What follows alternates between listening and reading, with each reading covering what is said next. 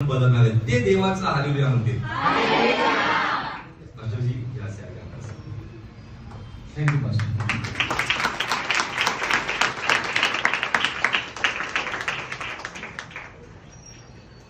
परमेश्वर का धन्यवाद हो इस सुंदर सुबह के लिए. मैं धन्यवाद देता हूँ पास्टर राजू ठाकुर के लिए जिन्होंने मुझे ये अवसर दिया है कि मैं आज की सुबह आपके बीच में परमेश्वर के वचन को मैं बांट सकूं. मैं एक बार फिर पास्टर राजू और उनकी सेवकाई के लिए परमेश्वर को धन्यवाद देता हूँ कि परमेश्वर अपनी योजना के अंतर्गत काम करता है और उस योजनाओं को वो अपने समय में पूरा भी करता है. मैं धन्यवाद देता हूँ आज की सुबह. मेरा नाम पास्टर जोशुआ जेकब है और मैं जोधपुर राजस्थान से हूँ और शावर ऑफ ग्रेस मिनिस्ट्री के नाम से हमारी सेवकाई है जोधपुर में. फेसबुक पर भी हमारा पेज है और यूट्यूब पर भी हमारा पेज है. और मैं अपने बिटिया के पास जो यहाँ पूना में MIT के अंदर MSc कर रही थी उसके पास अपनी पत्नी के साथ आया हूँ. मेरी पत्नी पीछे है और उनके पास मेरी बेटी है और मेरा एक बेटा है वो जोधपुर में इस समय है. सारी बातों के लिए परमेश्वर के नाम को महिमा और आदर मिले क्योंकि वो भला परमेश्वर है. आज की सुबह पास्टर जी ने मुझे 15 मिनट दिए हैं और आप विश्वास रखिएगा मैं बहुत जल्दी मैं अपनी बातों को 10 से 12 मिनट में पूरा करूंगा क्योंकि मैं ब्रेकफास्ट कराऊंगा और पास्टर जी आपको लंच कराएंगे, है ना. तो इसलिए मैं परमेश्वर का धन्यवाद देता हूँ. एक वचन गलतियों उसके 4 अध्याय के 4 पद में इस प्रकार से कहता है कि परमेश्वर ने जब समय पूरा हुआ तो अपने पुत्र को इस संसार में भेजा, है ना. आज का जो संदेश है वो यही है कि परमेश्वर ने समय के अनुसार अपने पुत्र को भेजा. यदि वो समय के बाद भेजता तो हम नाश हो जाते और समय से पहले यदि आता तो हम उसके प्रेम को समझ नहीं पाते. हालेलुया. हम प्रार्थना करें कि प्रभु आज की सुबह हमसे बातचीत करें. जिस प्रकार से शमूएल ने परमेश्वर की आवाज को सुना. बहुत बार हम परमेश्वर के भवन में होते हैं लेकिन संसार की विलासिता में संसार के कामों में हम इतने व्यस्त हो जाते हैं कि एली के समान हमें आवाज सुनाई नहीं देती है. लेकिन जब हम परमेश्वर के प्रति समर्पित होते हैं तो शमूएल के समान चाहे हमारी उम्र कितनी भी छोटी हो हमें उसकी आवाज सुनाई देती है. हालेलुया. आइए हम प्रार्थना करें. हमारे प्रेमी अनुग्रहकारी पिता परमेश्वर आज की सुबह हम आपके नाम को धन्यवाद देते हैं. प्रभु हम इस योग्य नहीं है कि हम आपके पवित्र नाम को अपने मुंह से लें लेकिन ये आपका प्यार है प्रभु जी कि आपने अपने प्रेम को अपने पुत्र प्रभु यीशु मसीह के द्वारा हम पर प्रकट किया और हम उसके कारण बचाए गए हैं प्रभु जी. इसलिए हमें स्वर्गीय स्थानों में आने बैठने का मौका मिला है और तुझे अब्बा पिता कहकर पुकारने का मौका मिला है. इस स्थान को मैं आपके हाथों में सौंपता हूँ. अपनी पवित्र वेदी के अंगारों से मेरे होठों को छुए ताकि मैं नहीं परंतु मुझ में से आपकी आत्मा बात करने पाए और हर एक सुनने वालों को ऐसे कान दे कि वो तेरी वाणी को सुने प्रभु जी. हर एक डिस्टर्ब करने वाले हमारे ध्यान को भटकाने वाले विचारों को इधर उधर घुमाने वाले शैतान की सारी योजनाएं और ताकतें यीशु के नाम से मैं उन्हें बांधता हूँ. इस जगह पर आपकी महिमा को चाहता हूँ. सारा आदर महिमा आपको मिले. प्रार्थना को यीशु मसीह के नाम से मांगते हैं. सुनो कबूल कर. आमीन. एक बात मैं बोलना भूल गया. आप सभी को हमारे परिवार की ओर से हमारे शहर की ओर से बड़े दिन की शुभकामनाएं. Christmas, happy Christmas. परमेश्वर आपके जीवन में इस नए वर्ष में आपको नई आशीषें दे. हालेलुया. और जैसा कि हम जानते हैं आज पूरे विश्व भर में प्रभु यीशु मसीह के जन्मदिन की खुशी को मनाया जा रहा है. मुझे नहीं मालूम आपके जीवन में वो क्या मायने रखता है लेकिन मैं एक छोटी सी गवाही के साथ मैं इस बात को बांटना चाहूंगा कि प्रभु यीशु मसीह का जन्म मेरे लिए क्यों और क्या मायने रखता है. जब मैं 4 साल का था तो मेरे फादर की डेथ हो गई थी और मेरे पिताजी मेरे जीवन से चले गए थे और उसी अवस्था में हम बड़े हुए. और जब मैं लगभग 27-28 साल का हुआ, हालांकि मेरा जन्म मसीह परिवार में हुआ. मैं बचपन से चर्च में संडे स्कूल, उसके बाद यूथ और बहुत सारी एक्टिविटीज में पार्टिसिपेट किया लेकिन मेरा जीवन जो था वो संसार में खोया हुआ था. संसार के कामों में, संसार की हर एक चीजों में जो आज हम देखते हैं उन सब बातों में मैं लिप्त था. और एक दिन परमेश्वर ने मुझसे बातचीत किया और एक वचन से परमेश्वर के एक संदेश को सुन रहा था एक दास के द्वारा और उन्होंने कहा तेरा पाप तुझे एक दिन पकड़वाएगा. जब मैंने संदेश को सुना मैंने उसी दिन अपना जीवन परमेश्वर को दिया और एक सेक्युलर, एक सांसारिक तरीके से जो आज बहुत सारे लोग सेवा करते हैं, मैं भी ऐसे ही सेवकाई में निकल गया। लेकिन ये वो नहीं है जो परमेश्वर चाहता है। और एक दिन एक पास्टर, जब मैं एक बाइबल स्कूल में था, एक पास्टर प्रचार कर रहे थे कि परमेश्वर पिता के समान हमसे प्यार करता है। किसके समान? और मैंने जब इस संदेश को सुना, इस बात को मैं सुन रहा था, शिक्षा को मैं ले रहा था, तो मेरे अंदर ये उत्पन्न हुआ कि क्या सच में परमेश्वर पिता के समान प्यार करता है? क्योंकि मेरे जीवन में पिता का प्रेम क्या होता है इसका अनुभव नहीं था। क्योंकि जब मुझे पिता की जरूरत थी उस समय मेरे पास मेरा पिता नहीं था, इसलिए मुझे कभी भी पिता का प्रेम क्या होता है मुझे नहीं मालूम। हाँ, दुनिया में हम देखते थे और दुनिया में बहुत अच्छे पिता भी रहे, बहुत बुरे भी रहे, तो दुनिया भर के अनुभव को देखकर परमेश्वर को पिता कहना या उसको पिता एक्सेप्ट करना मेरे लिए थोड़ा सा मुश्किल था। तो जब पास्टर प्रचार कर रहे थे, जो टीचर प्रचार कर रहे थे, वो लगभग 72 इयर्स के होंगे, काफी एज में थे वो, और वो बता रहे थे कि परमेश्वर पिता के समान हमसे प्यार करता है। मैंने अपने मन में एक प्रार्थना किया, मैं कहा प्रभु यदि आप पिता के समान प्यार करते हो तो मैं चाहता हूं कि मुझे आप गले लगाओ, है ना। हम भावनाओं में बह सकते हैं, हम भावनाओं में अनुभव कर सकते हैं, हम सपनों में अनुभव कर सकते हैं, लेकिन मैं फिजिकली, जैसे थोमा ने कहा कि जब तक मैं उंगली डालकर ना देख लूं कि यीशु मसीह जीवित हुआ है कि नहीं, तब तक मैं विश्वास नहीं करूंगा। वैसे ही सब कुछ था, मैं परमेश्वर के बारे में जानता था, अब तक परमेश्वर को नहीं जाना था। तो मैंने प्रार्थना किया यदि सच में प्रभु यीशु मसीह या परमेश्वर पिता के समान प्यार करता है तो मैं चाहता हूं मुझे गले लगाइए। मैं मन में परमेश्वर से बात कर रहा हूं। एक व्यक्ति आया, मेरा एक दोस्त था, मेरा स्टाफ था, वो आया, उसने मुझे एकदम से गले लगाया। हालेलुया। मुझे लगा हाँ कुछ है, लेकिन मैं कहा अभी और कंफर्म होना है। तो मैंने प्रार्थना किया कि प्रभु जो टीचर मुझे पढ़ा रहा है, जो शिक्षक मुझे शिक्षा दे रहा है, यदि वो मुझे गले लगाएगा तो मैं समझ जाऊंगा कि आप उसमें होकर मुझे गले लगा रहे हो। क्या हुआ होगा, है जी? कितने लोग विश्वास करते हैं परमेश्वर मेरी प्रार्थनाओं को सुनता है? हालेलुया। प्रभु आप सबको आशीष दे।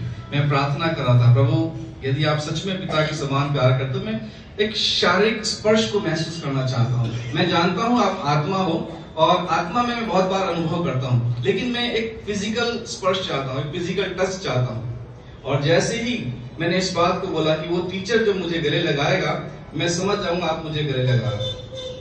और वो 70 इयर्स के करीब उनकी एज थी और मैं उस समय में 27-28 साल का फुटबॉल खेलता था, अच्छा मेरा शरीर था।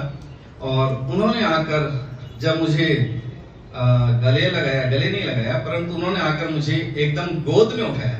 जैसे एक छोटे बच्चे को कैसे गोद में उठाते हैं, उनका गोद में उठाना, वो एक डिवाइन पावर को मैंने फील किया, एक ईश्वरीय सामर्थ्य को मैंने अनुभव किया। और इसीलिए मैं आज कह सकता हूँ कि यीशु मसीह का जन्म मेरे लिए एक पिता के रूप में हुआ है। हालेलुया।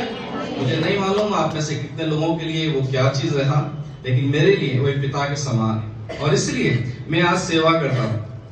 मैं क्यों सेवा करता हूँ? बहुत बार लोगों से पूछा जाए तो उनको मालूम नहीं है, परेशानी में थे, संघर्ष में थे, छुटकारा हुआ, आ गए, सेवा कर रहे हैं। लेकिन वास्तव में क्या परमेश्वर आपसे क्या चाहता है?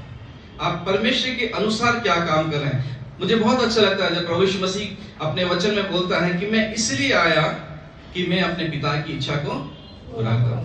हम अपनी इच्छाओं से कई बार काम करने लगते हैं, लेकिन परमेश्वर की इच्छा क्या है वो जानना हमारे लिए आवश्यक है। सो मैंने इस बात को जाना और परमेश्वर ने मुझसे बातचीत किया और मैंने उनकी सेवकाई को प्रारंभ करना शुरू किया। बाइबल बताती है प्रभु यीशु मसीह का जन्म इसलिए आया कि वो परमेश्वर को मानवता के ऊपर और संसार के ऊपर अपने आप को क्या करे, प्रकट करे।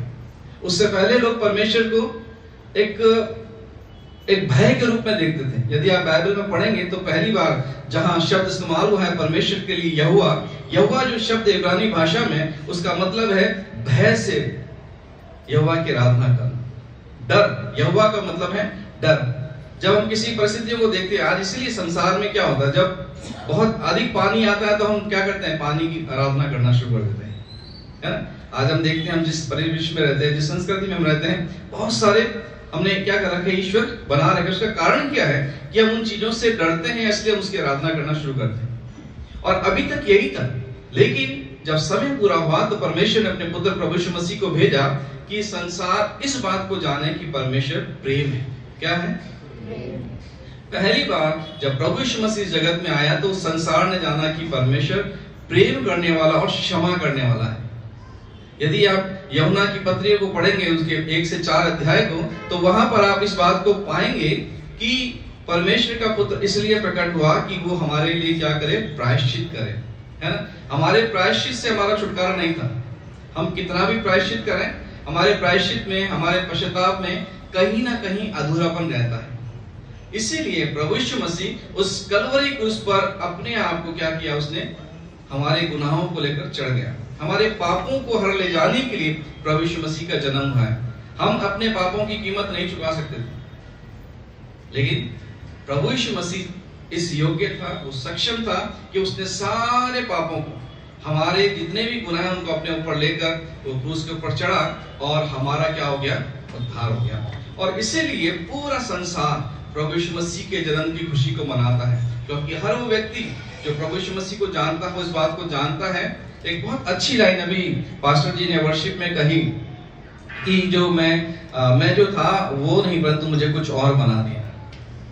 आज पास्टर जी मैं धन्यवाद दूंगा, बहुत अच्छी वर्शिप थी और उस वर्शिप में मैंने पवित्र आत्मा को बहुत सामर्थ्य रूप से अपने ऊपर आते हुए देखा और मैं आंसुओं के साथ परमेश्वर की आराधना कर रहा था कि हम जो थे, हम एक संसारिक दृष्टि से हमारा जीवन की कोई कीमत नहीं थी, कोई वैल्यू नहीं थी। लेकिन जब प्रभु यीशु मसीह हमारे जीवन में आया तो हमारा जीवन क्या हो गया, अलग हो गया। मैं इस लायक नहीं हूं कि मैं यहाँ खड़ा हूं, मैं बहुत पढ़ा लिखा व्यक्ति नहीं हूं, या बहुत मैं धनी व्यक्ति नहीं हूं, या बहुत ऐसी कोई काबिलियत नहीं है, लेकिन केवल यीशु मसीह के अंदर होने के कारण आज ये आदर सम्मान मिल रहा है। इसलिए मैं प्रभु का धन्यवाद करता हूँ। और मैं आज आपको उत्साहित करना चाहूंगा, यदि आप अपने जीवन में किसी भी प्रकार से संघर्ष में हैं, प्रभु यीशु मसीह का जन्म इसलिए हुआ कि आपके संघर्षों में आपको विश्राम मिले। प्रभु यीशु मसीह इसलिए आया कि वो हमारा छुटकारा दे। प्रभु यीशु मसीह इसलिए आया कि वो मुझे और आपको परमेश्वर के साथ क्या कर सके, कनेक्ट कर सके। एकमात्र इस जगत में अगर कोई पर्सनालिटी है, कोई व्यक्ति है, तो वह है यीशु मसीह, जो परमेश्वर के साथ हमें कनेक्ट कर सकता है। प्रभु यीशु मसीह ही है जो स्वर्गीय स्थानों में ले जाने में सक्षम है। हम आज जो स्वर्गीय वारिस बनाए गए हैं, उस उत्तराधिकार को जो पाए हैं, केवल इसलिए पाए हैं कि यीशु मसीह का जन्म हुआ है। और इसीलिए सभी सब उस जन्मदिन की खुशी को मनाते हैं। तो मैं आपको उत्साहित करूंगा कि आज के दिन को जब आप सेलिब्रेट करते हैं तो संसारिक तरीके से नहीं, जैसे संसारिक लोग करते हैं, अच्छा खाया पिया पहना घूमा फिरा पैसे को इस्तेमाल किया, है ना, वो नहीं, परंतु प्रभु यीशु मसीह इसलिए आया। बाइबल बताती है कि रोमियो की पत्री में कि सारी सृष्टि बड़े कराहते हुए परमेश्वर के बेटा बेटियों के प्रकट होने की बाट जो रही। संसार क्या कर रहा है, उसके पुत्र और पुत्रियों के प्रकट होने की क्या कर रहा है, बाट जो रहा है। क्यों? क्योंकि सृष्टि बड़ी कराहट में है। इस संसार में पाप का इतना प्रभाव है कि उसका जो प्रभाव है वो ये है कि इंसान तकलीफ और कष्ट में है, दुख में है। हर घर में आंसू है, हर घर में तकलीफ है, कष्ट है। अब उस कष्ट और तकलीफ को दूर करने के लिए मुझे और आपको परमेश्वर ने अधिकार दिया है, एक अधिकार हमें दिया है कि हम जाएं और लोगों के जीवन के अंदर क्या करें। जैसे प्रभु यीशु मसीह ने हमारे जीवन के दुखों का दूर किया, हम जाकर उनको प्रभु यीशु मसीह से मिलाएं और प्रभु यीशु मसीह उनके जीवन में काम कर सकें। हालेलुया। तो प्रभु चाहता है कि आज की सुबह एक छोटी सी गवाही के बाद मैं अपना संदेश समाप्त करूंगा, क्योंकि अभी हमें पास्टर जी के द्वारा लंच लेना है ना। तो एक छोटी सी गवाही है, और वो गवाही मैं इसलिए बता रहा हूं कि उस गवाही से परमेश्वर को महिमा मिले। इसलिए नहीं कि हमने कुछ किया है, परंतु मैं बताना चाहता हूं जीने का एक तरीका। हर साल जब क्रिसमस आता है तो हम अपने क्रिसमस को मनाने के लिए योजनाएं बनाते हैं, है ना। हमें क्रिसमस पे केक बनाना है, क्रिसमस पे कपड़े खरीदने हैं, क्रिसमस पे ये चीजें करनी है, वो करना है, ये सब तरह करते हैं। और सबके जीवन में ऐसा ही होता है। लेकिन जब मैंने परमेश्वर को जाना, तो जैसे मैंने आपको बताया कि सृष्टि उसके बेटा बेटियों के प्रकट होने की बाट जोड़ रही, तो मैंने कहा प्रभु हमारे क्रिसमस का तरीका थोड़ा फर्क होना चाहिए। एक बार मेरी पत्नी क्रिसमस पे चर्च नहीं गई, लेकिन उसने खूब सारे केक काटे। एक झोपड़पट्टी थी हमारे घर के सामने, वहां जाकर उसने उन सबके साथ उस केक को बांटा, सेलिब्रेट किया और प्रभु यीशु मसीह के प्रेम को लोगों के साथ बांटा। तो ऐसे ही हमने कहा, प्रभु हम हर क्रिसमस पे कुछ पास्टर्स जो ऐसे सेवक जो गाँव में काम करते जिनको कोई नहीं जानता, जो किसी संस्था के साथ नहीं है, हम उनको सपोर्ट करेंगे। और हमने प्रार्थना किया, कुछ लोग हमारे साथ खड़े हुए और इस साल में हमने कम से कम करीब 7 पास्टर्स को सपोर्ट किया। अब क्या हुआ कि इन सब चीजों में हमारे पास इतना पैसा नहीं था कि हम अपने लिए कुछ करें। तो परसों शाम को मेरे पास एक कॉल आया अंबिकापुर से, छत्तीसगढ़ से। बोला, पास्टर जी मैं चाहता हूं कि हम आपने कपड़े खरीदेगा क्रिसमस के? मैं कहा नहीं, मैं कहा वैसे भी नहीं खरीदता हूं मैं, और मैंने नहीं खरीदे। तो बोला नहीं, प्रभु हमको बोल रहा है कि हम आपको क्रिसमस के लिए कुछ गिफ्ट दें। आमीन। और आपको मैं बताऊं उन्होंने कितना पैसा भेजा, 7,000 रुपये। हमने 7 पास्टरों को सपोर्ट किया और परमेश्वर ने उतना ही धन हमको क्या किया है, दिया है। हम जितना परमेश्वर में बोलते हैं उससे बढ़कर हमारा परमेश्वर देने वाला परमेश्वर है। लेकिन मैं आपको बताऊं, जो 7 पास्टरों को हमने सपोर्ट किया वो भी हमारे पास नहीं था। प्रार्थना किया, प्रभु ने प्रबंध किया, तो क्या हो गया, डबल। हमको कितना मिला, 14,000 रुपए, है ना। मैं आपको इसलिए बता रहा हूं कि परमेश्वर के काम करने का तरीका क्या है। परमेश्वर चाहता है कि जो आपके पास है उसके द्वारा आप दूसरों को आशीषित करें, परमेश्वर आपको मल्टीप्लाई करे। और यही क्रिसमस, यीशु मसीह इसीलिए आया कि वो जीवन देने आया। स्वर्ग की जो आशीषें थी, स्वर्ग के जो इनाम थे, वो सब देने के लिए प्रभु यीशु मसीह आया। अब हमारी रिस्पॉन्सिबिलिटी, जब हमने उसे लिया है, हम आगे उसे क्या करें, बांटें। और परमेश्वर आपको इस वचन के द्वारा आशीष दे। और मैं एक बार फिर कहूंगा कि ये क्रिसमस आपके लिए एक अद्भुत क्रिसमस होने पाए। आने वाला वर्ष 2023 आपके लिए अद्भुत साल होने वाला है। प्रभु आपको बहुत आयत से आशीषित करेगा, ना सिर्फ आशीषित करेगा परंतु आपको इस्तेमाल करेगा अपने काम के लिए, कि आपके द्वारा उसके राज्य का विस्तार। प्रभु आप सबको आशीष दे। एक बार फिर पास्टर जी को धन्यवाद एक समय देने के लिए। परमेश्वर की सेवकाई को बहुत आयत से आशीष दे। बहुत बहुत धन्यवाद पास्टर जी। मैं चाहता हूँ थोड़ा टेबल आगे लो, कुछ सुंदर सुंदर चेहरे या क्या सुंदर सुंदर